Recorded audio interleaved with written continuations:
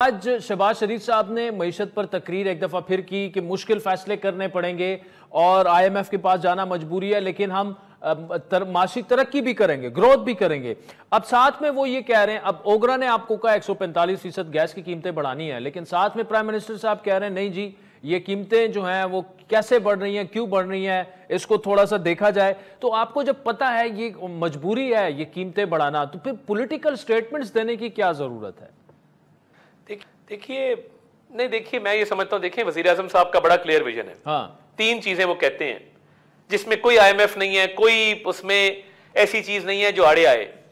हुकूमती अखराजात हम कम कर सकते हैं बड़े आराम से, उस पर एक ऑस्टेरिटी कमेटी बनी है, कुछ महकमे हैं बंद होने वाले, कुछ बिला वजह के अखराजात हैं जो दिए जा रहे हैं जिनको बंद किया जा सकता है।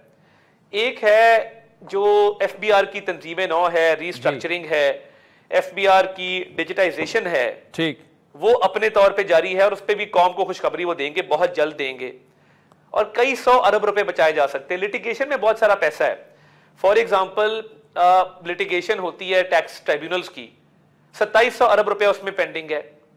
फिर उसके बाद निजकारी है पीआईए की। देखिए ये तमाम वो फैसले हैं जिससे आपका मईशत के अंदर पैसा भी आएगा, जिससे आपके सोशल सेक्टर्स भी डेवलप होंगे।